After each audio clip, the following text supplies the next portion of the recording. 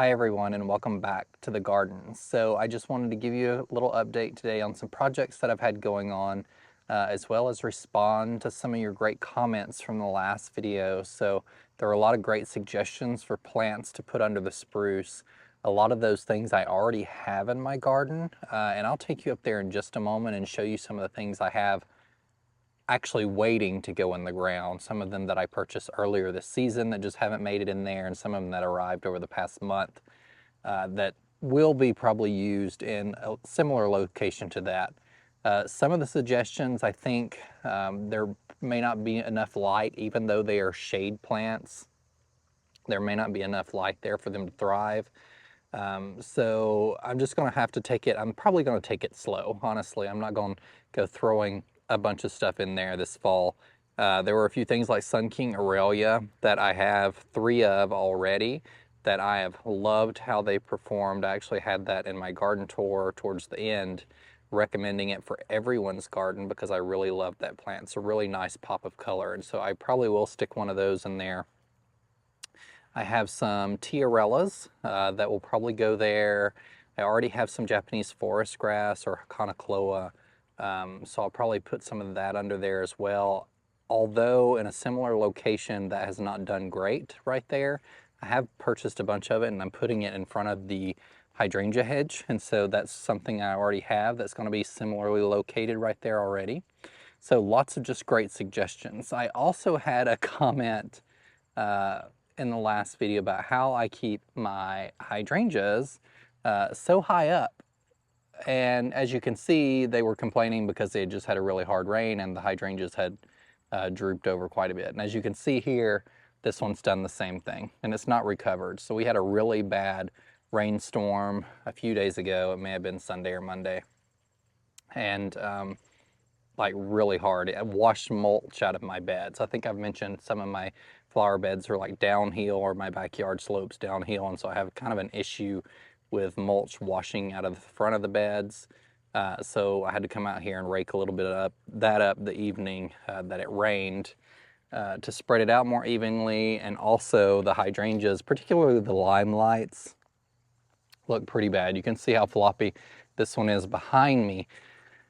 But just the limelight hydrangea standard that I had in the video the other day, you can see how bad that looks. It's just completely almost open. It has gone up a little more and it might recover this season. That's just something with these hydrangeas that you have to deal with that don't have the strongest stems. And it's one of the reasons Proven Winners is focused so much on breeding hydrangeas that have stronger stems. So if you want to correct something like this, you can go in and tie the branches together to kind of get at that round shape again. I haven't worried about that too much, but you see the one over here on the other side of the patio looks much better. It's a little droopy, but there are definitely more panicles on the top, so it's still got that kind of round habit, even though these are drooping pretty low.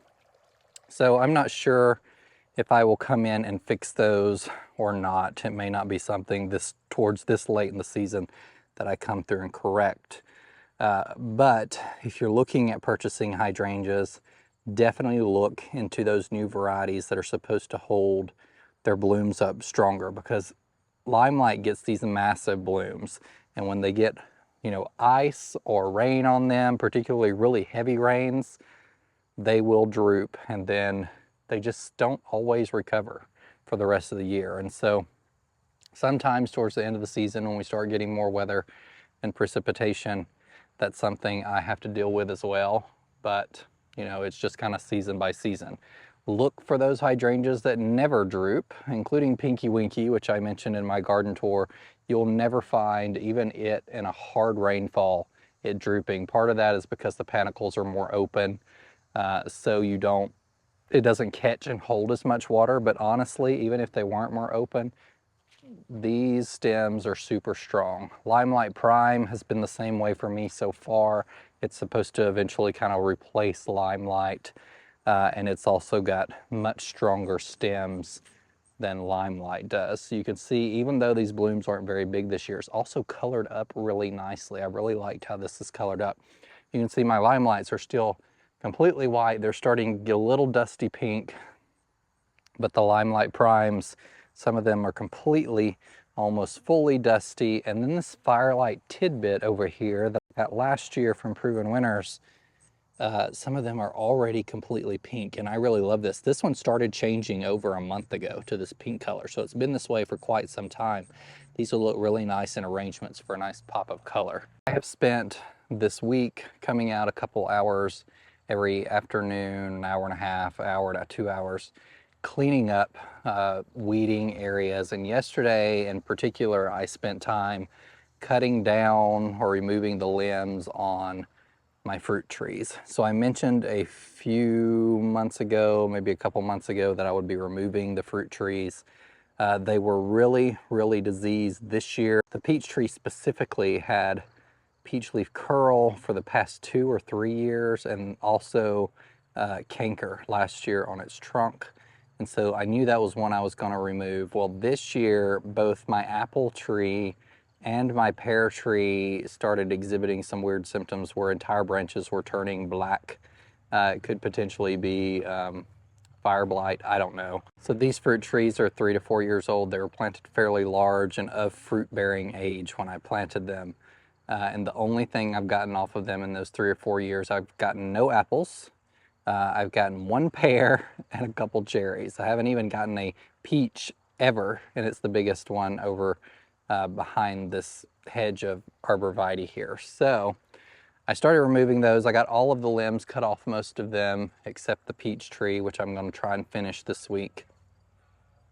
It's kind of sad removing them, but I've just not had luck. We have really wet springs. It's really difficult to keep diseases away from fruit trees when you have wet conditions like that. I'm not willing to spray anything on my fruit. If I wanted to spray something on my fruit, I would just go buy it at the store. I'm not a person that wants to spend the time spraying my fruit, and spraying my fruit is not the reason I put in fruit trees. So we also have just really late winters here. It tends to kill the buds, and I'm not willing to go out there and cover these large trees and spend the time doing that because our weather's been so finicky the past few years. So the best thing for me was to get those out of the way so I can put something else in its place that I will enjoy, that will bring me more joy, and that I can use. And so in preparation of removing these trees over the next month, I am going to be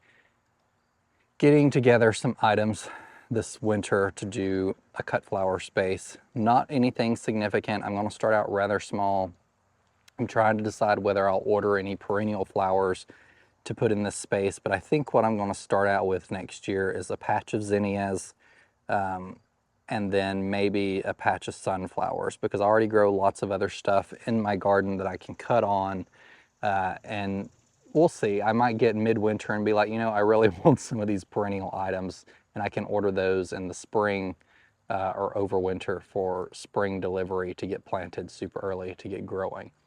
I'm not sure how I'm going to organize the space yet. This is just something I've been thinking about this season in general. After I get the trees out, it's really hard for me, and it may be hard for y'all, to be able to visualize a space when there's a lot blocking that vision. So the trees were taking up a lot of room.